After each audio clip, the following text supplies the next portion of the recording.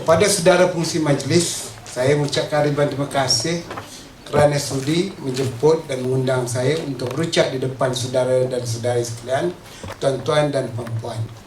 Dan kepada saudara Puan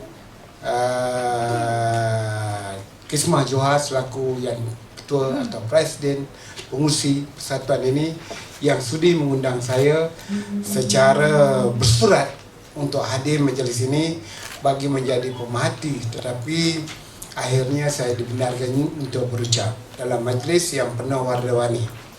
Saudara-saudara sekalian, khasnya jawatankuasa penggerak persatuan ini, Yayasan Artis Malaysia, ahli-ahli yang berdaftar dalam persatuan ini, saya ingin menyatakan bahawa penghargaan saya yang besar terhadap persatuan ini kerana melantik saya selaku penasihat.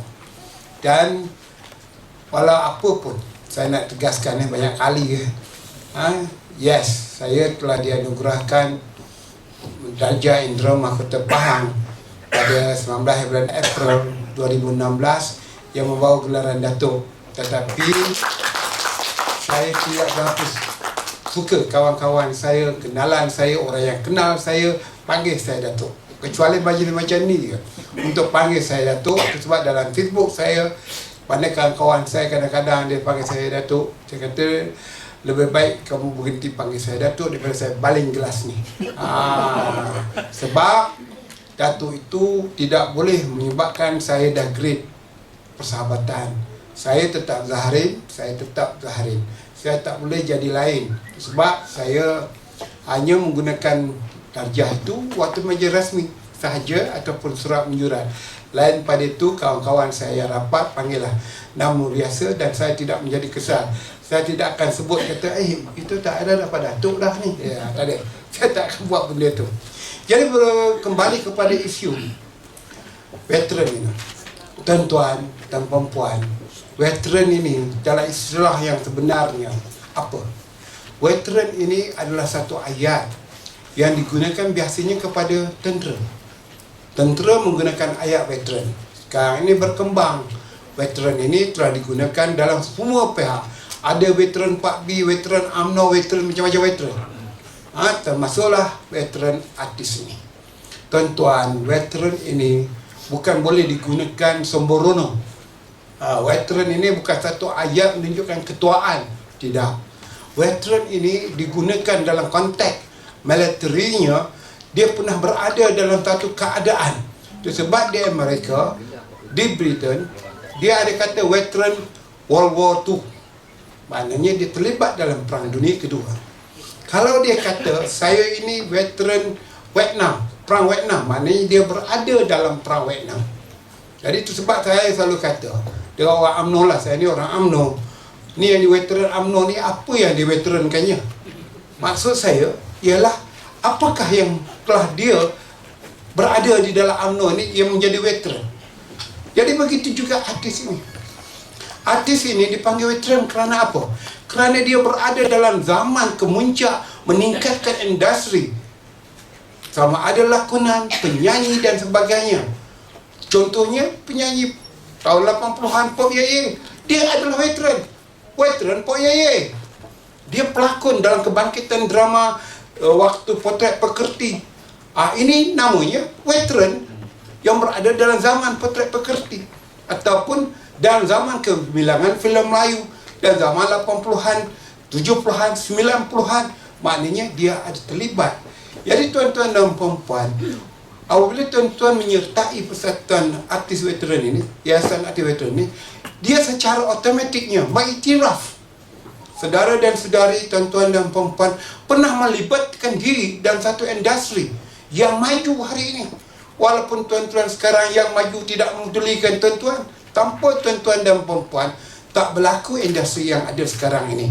Dari itu, veteran ini ada satu pertubuhan yang perlu dihormati, direspect. Itu sebab saya selalu berkata dengan kawan-kawan saya, you Zahrin, you penasihat persatuan veteran. Yes, sebab saya menghormati mereka. Tuan-tuan juga kena hormati mereka. Mereka berjasa besar terhadap industri ini. Jangan kita cuba memperkecilkan. Tuan-tuan yang berada ni semuanya dah nak maghrib dah ada dah masuk isyak dah. Tetapi yang pentingnya, tuan-tuan yang memulakan subuh, tuan-tuan yang memulakan perkembangan ini, yang sekarang ini membenahi industri drama, nyanyian dan sebagainya. Kalau di zaman tuan-tuan tidak melibatkan diri dalam industri perkara-perkara yang demikian, tak ada yang hari ini. Oleh itu setimpalah. Itu sebab Allahyarham Datuk Aziz Sattar dulu mewujudkan yayasan ini dan beberapa kali berjumpa dengan saya di Riverside. Saya menyatakan patut ditubuhkan kerana kita hendak melihat dan mengkaji kepada perkembangan ini supaya diiktiraf mereka yang berjasa. Tuan-tuan dan puan-puan, saya selalu juga, walaupun bukan saya artis, perkembangan artis sekarang, masalahnya sekarang ini kita dah ada akademik atau universiti warisan kebudayaan yang ada dekat Taman Padan Lembu tu. Saya nak bagi tahu tuan-tuan, ini ketinggalan kita. Cuba kita berbincang dengan Datuk Seri Nazri Aziz selaku menteri yang menjaga universiti itu, yang berada di Padang Lembu itu, supaya ada di kalangan tuan-tuan ini sebenarnya boleh mendapat pendapatan lebih, iaitu menjadi pensyarah. Tetapi kita punya masalah sekarang ni, Malaysia ni tak seperti universiti luar negeri. Di universiti luar negeri, mana artis-artis yang mempunyai populariti, mempunyai rekod yang baik, diundang ke universiti. Sekarang semua universiti ada fakulti muzik, ada fakulti drama dan sebagainya. Tetapi pensyarahnya tak pernah berlakon sekalipun. Jadi dengan ini kita kena berusaha memperjuangkan, dan saya harap tuan-tuan dan perempuan tingkatkan persatuan ini, kuatkan ukhuwah tuan-tuan, perjuangkan melalui Puan Presiden, Puan Pengurusi, untuk dapat bertemu dengan pihak-pihak universiti untuk membincangkan ini. Ada lagi kudrat yang boleh, apun antaranya orang yang boleh bagi ceramah, carahan ataupun pengajar tenaga untuk bagaimana nak jadi pelawak normal, yang tak perlu bahasa yang lucah, tindakan yang kasar, tak ada, hanya dengan ayat-ayat. Itu contoh dia. Sebab pengalaman ini penting. Pengalaman penting. Itu sebab Tuan Dr. Ismail pada Ogos 3 Ogos, sebelum beliau meninggal dunia, beliau pernah berkata bahawa buku teks tidak mengajar kita untuk hidup. Buku teks hanya panduan. Yang penting dan mustahak ialah pengalaman. Pengalaman yang mengajar kita untuk hidup. Dari itu tuan-tuan dan puan-puan, saya juga melihat akan kebajikan pekerja-pekerja ini. Kan? Saya tengok juga, kita pun nampak masalah-masalah yang dihadapi oleh pemain-pemain industri ini setelah veteran, setelah berlaku kehabisan lakonan dan sebagainya. Satu yang saya selalu, ada orang ketawa dengan saya pernah lakukan benda ni. Tuan-tuan pernah dengar tak? Saya pernah membuat dalam masa saya orang politik, iaitu bantuan batu nisan, kubur bukan murah sekarang. Nak buat batu nisan 1,000-2,000, kan? Jadi saya dah, pasal saya adalah UMNO, mana ketua tujuan biasa, saya bawa dalam syarat diberi bantuan untuk, kadang-kadang saya sedih juga bila kita kadang-kadang bukan sumbernya waris kita ni orang yang prihatin. Jadi saya rasa dalam kertas kerja untuk minta bantuan dana pertubuhan bukan kerajaan esok, kita masukkan antara sebahagiannya ialah kita akan bagi bantuan pusara ini, batu nisan ini, kerana kita nak tolong yang hidup, kita tolong yang mati pun kita tolong. Barulah nampak ada kesannya. Sebab saya malah nak sebut, kadang-kadang saya juga pergi pusara terlalu juga kubur-kubur orang tu, saya tahu dia artis, alah kesiannya dia, kan? Jadi kita patut sekarang appreciate mereka. Macam sekarang di Makam Pahlawan, kerajaan yang buat tu, demi kubur tu, kerajaan yang keluarkan di Makam Pahlawan. Jadi kita bukan kerajaan dan kita bukan pahlawan, kita hanya pejuang industri, dan kemudian itu mungkin kita juga pahlawan.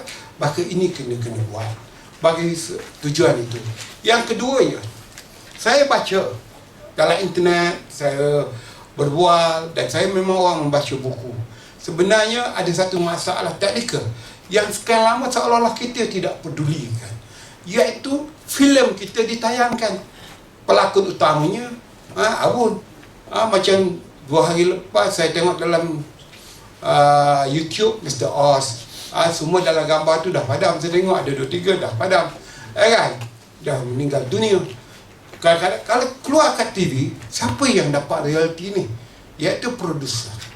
Jadi kita sekarang, kalau dia pelakon, kita juga kena perjuangkan untuk jangan pihak yang tertentu bayar royalty atau bayar duit kepada tu. Jadi di mana isunya berbangkit? Isunya berbangkit waktu kita sign agreement dengan produser.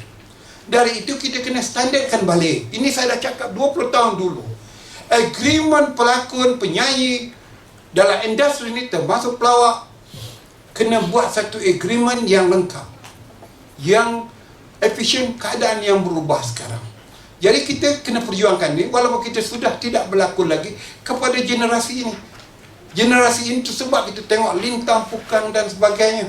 Keadaan ini kerana dari segi undang-undangnya. Saya dah tanya dengan pihak yang menjaga royalty itu dan juga Kementerian Perdagangan Dalam Negeri yang menjaga harta intelek ini.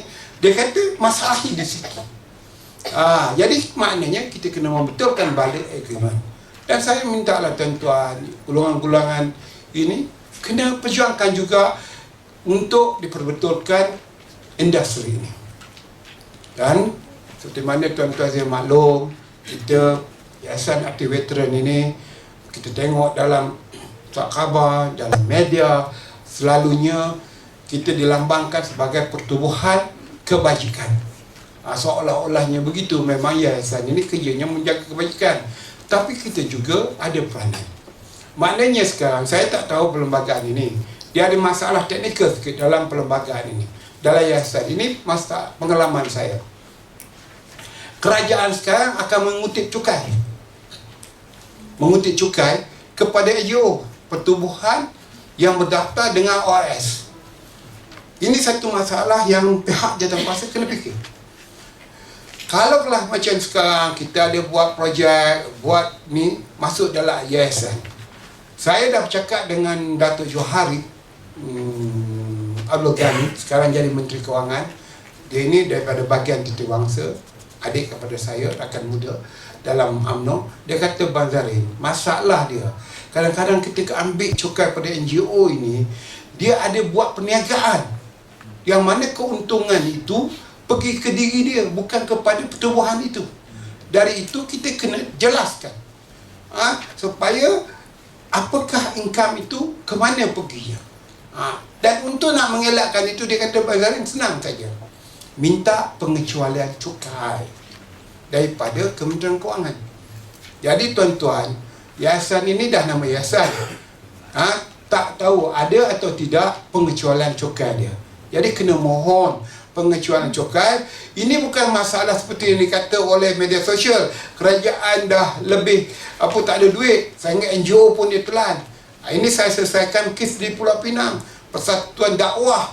Betul dia Persatuan Dakwah, tapi dia ada jual buku. Dia ada jual buku. Buku tu pula atas nama syarikat lain pula. Dia gunakan syarikat lain, tapi dia jual buku tu atas nama dakwah. Jadi apabila pihak Asal Dalam Negeri cek, dia sebenarnya bukan je sumbangan, keuntungan dari menjual buku. Jadi perkataan keuntungan itu yang dilambai oleh Hasil Dalam Negeri minta cukai. Dari tuan-tuan, jangan tulis dalam penyata kewangan ini yang bermaksud keuntungan dan sebagainya, sumbangan atau derma. Tulis terang, derma daripada A, derma pada B, derma daripada kerajaan Malaysia. Tulis itu. Kerana kalau derma, kerajaan tak boleh tak cukai. Tapi kalau sebut keuntungan buat hiburan di depan Kolosium tu, untung dia tak tolak bayar orang ni, kita untung RM5,000. Ini kena cukai. Pertubuhan ini kena cukai. Jadi saya nak terangkan, selaku penasihat, saya memberikan nasihat-nasihat ini supaya tuan-tuan faham dan mengerti kenapa kita perlu efisienkan persatuan kita ini supaya jangan tidak ada masalah. Saya rasa betul, saya setuju, kita jangan terlampau banyak. Jangan perlu berkempen keahlian. Keahlian mesti datang daripada kesedaran. Barang siapa yang sedar, dia boleh berpayung, bernaung di bawah pasal, masuk jadi ahli. Kita tak perlu kualiti yang banyak, macam yang dikata oleh pihak yang membacakan doa tadi, Cikgu Aizata. Saya kenal dia cikgu. Sampai sekarang pun saya panggil dia cikgu. Cikgu Aizata, iaitu jangan sampai apabila kita terlampau ramai, nanti orang berkomplot, bergaduh. Bukan ada apa-apa, pertama sekali kerana ada hasil dalam itu. Kalau pertubuhan ni tak ada hasil, 10 kali panggil jadi berkerusi pun dia tak mahu. Dari itu tuan-tuan bersatu. Tuan-tuan, jangan ada masalah, inilah forumnya. Sekarang apa yang tuan-tuan terfikir, marah selama setahun ni. Dan ingat, hari ini kita adakan persidangan hari Jumaat. Hari segala hari, penghulu segala hari. Alhamdulillah, kita memilih Jumaat ini. Supaya yang lelaki dah sembahyang Jumaat. Dan dia tahu bagaimanakah konsep musyawarahnya, berjemaahnya kita semua sama-sama. Ya tuan-tuan, boleh cakap. Dari hati ke hati, 2 mikrofon ada. Pengusi ada. Tuan-tuan cakaplah. Tetapi jangan terlalu emosional. Relax dan puja. Tuan Musi, ini masalah dia, ini masalah. Saya tak puas hati. Saya umur 70, tapi saya boleh nyanyi. Kenapa saya tak pernah dipanggil nyanyi? Apa masalah saya? Saya dipinggirkan ke? Itu sebagai contoh. Kalau tuan-tuan terasa asyik-asyik dia. Saya tengok tuan-tuan. Walaupun saya tak nak pergi ke depan Koliseum tu, saya baca. Bukan saya tak baca. 2-3 orang ni kawan Facebook saya tengok tuan-tuan. Kalau ada persembahan, kadang-kadang kita cuba nak buat kerja amal. Dalam kerja amal kita ni ada orang nak beri sumbangan. Kata sekarang ada satu persembahan nak dibuat di Perak. Jadi tuan-tuan, jangan pihak persatuan melalui komiti aturkan orang, hantar kepada kawan-kawan semua WhatsApp. Siapa ada kerelaan untuk nak pergi, bayarannya ciput. Tapi kalau dapat lebih, insya-Allah kita akan bagi. Contoh-contoh macam ini supaya prasangka itu dapat dikeluarkan. Kerana masalah persatuan ialah prasangka dan juga persepsi.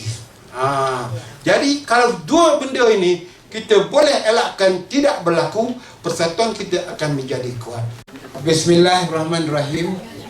Dengan nama Allah yang pemurah lagi mengasihi ini, kita semua sudah mendengar ceramah ucapan daripada pengurusi kita, dan saya agak merasa gembira dengan tepukan respon daripada yang hadir dalam dewan ini. Dan insya-Allah ukhuwah, persahabatan, persaudaraan kita dalam persatuan Yayasan Artis Veteran satu Malaysia ni, ada orang Melayu, ada orang Cina, ada orang India, tapi bangsa Malaysia ini untuk memperjuangkan hak-hak dan tuan-tuan. Oleh itu, dengan nama Allah yang pemurah lagi mengasihi ini, saya merasmikan persidangan Musyawarah Agung Persatuan Yayasan Artis Veteran ini untuk kali yang ketiga. Terima kasih.